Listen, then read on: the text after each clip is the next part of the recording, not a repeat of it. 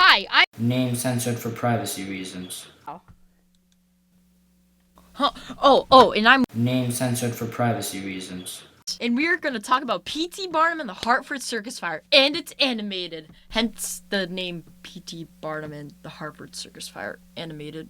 After days, weeks, months, and years, okay, maybe not years, of researching, we have come to the conclusion that despite tragedies like the Hartford Circus Fire, P.T. Barnum's reputation and legacy is still able to live on. So let's get into it, starting with P.T. Barnum. P.T. Barnum. You may know him from that new movie, The Greatest Showman. I'm sure you've come across a Watch Mojo video about how the movie glosses over some important parts of history, and indeed it does. Hey, Watch Mojo was right for once. If you cut out Zac Efron, his star-crossed lover's plot, all the singing, all the dancing, and then slap this face onto Hugh Jackman, then you get a semi-accurate telling of the life of P.T. Barnum. So anyway, here's a more accurate, lower-budget animated segment about his life. Also, we couldn't get any mainstream actors, because Dwayne wouldn't respond to us! Yeah! So Phineas Taylor Barnum, yes, PT stands for Phineas Taylor, was born in 1810 in Bethel, Connecticut. Growing up, Barnum had a very close relationship with his grandfather, who loved to play practical jokes, which Barnum did pick up on in his career. From his grandfather, Barnum inherited a piece of land known as Ivy Island, which turned out to be a worthless piece of barren land. Anyway, so at the age of 15, his father died, as did his grandfather not much long after, leaving Barnum, his mother, and his 4 sisters behind with no source of income. I realized in post how sad that is and how happy I sounded when I was saying that. So, Barnum, being the man of the house, went out to get a job. Barnum had many jobs, including a shop owner, a job that he especially enjoyed because he loved to convince people to buy stuff they didn't need with money they didn't have. Just like every other businessman. You could call him a businessman, or you could call him an entrepreneur, a business person who often takes more risks than others to make money. Anyway, Barnum first got into show business at the age of 25 when he bought a blind African-American woman named Joyce Heth. Yes, he bought her. This was before the Civil War. She was blind and frail and thus looked really old. So, Barnum claimed that she was 161 years old, spoiler alert, she wasn't, and even got legal documents to prove it. She was extremely popular, but people were skeptical. So when she died a year later, Barnum capitalized on it. He made it so that her autopsy was public, charging people a few cents for tickets to see her autopsy. They found out that she was only 80 years old. What? Barnum states in his book that at a post-mortem examination of Joyce Heth by Dr. David L. Rogers, in the presence of some medical students, it was thought that the absence of ossification indicated considerably less age than had been assumed for her. But the doctors disagreed, and this dark subject will probably always continue to be shrouded in mystery. Anyway, he bought a museum in 1840 called Scudder's American Museum, using mortgage money and a valuable and sentimental piece of land called Ivy Island. He changed the name to Barnum's American Museum, which opened on January 1st, 1842, where he displayed parades, trained dogs and fleas, automations, jugglers, ventriloquists, living statues, albinos, obese men, bearded ladies, songs and dances, models, conjoined twins, whales, and rare animals. In total, he showed 600,000 exhibits. In fact, this was his main thing. We now see him as this ringmaster/circus man, but most of his life was doing this museum.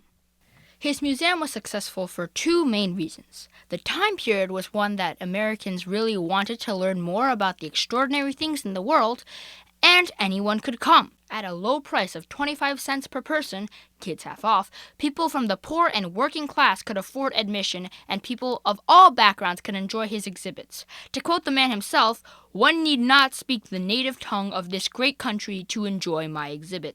Yay! Inclusion! Which is a very smart business decision. The more people that will buy, the more money you'll make. So our claim is pretty pro-Barnum. A lot of people who researched the guy claim that he was a materialistic businessman who exploited people and their disabilities for money, you know who you are, and used Joyce Heth to prove their point. And to that I say, yeah, fair point. By today's standards, this is not okay. However, times were different back then, and so is what was accepted by society. Another example would be Ang and Chang, the conjoined twins who came to America as slaves, yet they ended up buying their freedom and citizenship at the age of 18 and later bought a 110-acre plantation in North Carolina because a British guy bought them and sold them to Barnum. Now, if I were a conjoined twin in the 1800s who was destined for a short life of selling duck eggs and fish in Siam, North Island, and I knew a guy who could make me richer than most Americans, I would be best friends with that guy in an instant. And you're saying he's exploiting me? I could go on, but this video is already pretty long as it is. If you want to learn more, I recommend reading my paper, which I'll pop on screen if you want to pause the video. Barnum is famous for his circus, and the media makes it seem like this was the bulk of his career, but it was more like a retirement project. His first circus opened in 1874, so Barnum was 64 at the time. His show was called The Greatest Show on Earth, but it really only became The Greatest Show on Earth when he merged with James A. Bailey, his biggest competition, to make a three-ring circus like no other before, making Barnum and Bailey's The Greatest Show on Earth. And yeah, circuses existed before Barnum. In fact, they dated back to 1793, but this is what really defined the modern circus that we remember seeing as children.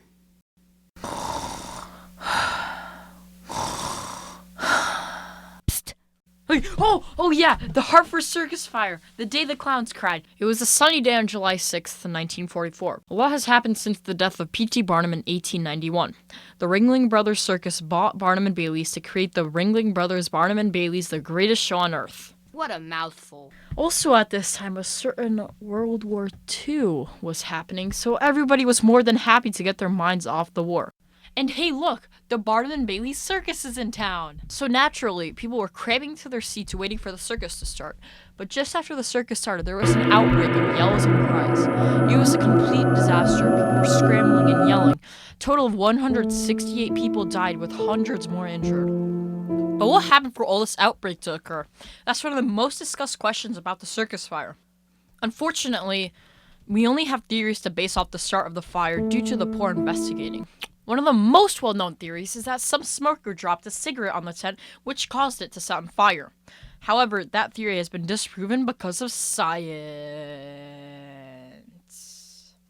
The most likely theory includes a 14-year-old boy named Robert Dale CG. The theory says that on the day of the circus on July 6th, CG set fire to the paraffin and gasoline waterproof tent because of previous complications with his boss in the circus industry.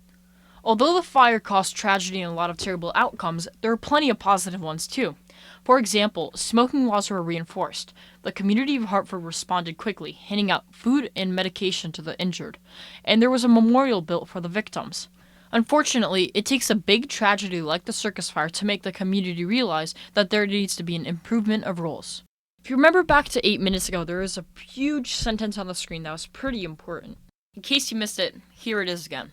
Despite tragedies like the Hartford Circus Fire, P.T. Barnum's legacy as the greatest showman still lives on. The Hartford Circus Fire was a big tragedy. Over 168 people died because of it. That's almost triple the death count of the recent Las Vegas shooting. It could have easily hit the circus industry hard. Yet the Ringling Brothers, Barnum and Bailey's The Greatest Show on Earth still sold over 250 million tickets after the fire, and astonished and amazed all the ladies and gentlemen, children of all ages, that saw it for over 70 years past the fire. And even though it has closed down now, Barnum's legacy inspired and continues to inspire many circuses like it. Ladies and gents, this is the moment you've waited for. Oh. You've been searching in the dark, your sweat soaking through the floor. Oh. And buried in your bones there's an ache that you can't ignore, taking your breath, stealing your mind, and all that is real is left behind. Don't fight it, it's coming for you, running at ya. It's only this moment, don't care what comes after. Your fever dream, can't you see it's getting closer? Just surrender, cause you feel the feeling taking over. It's fire!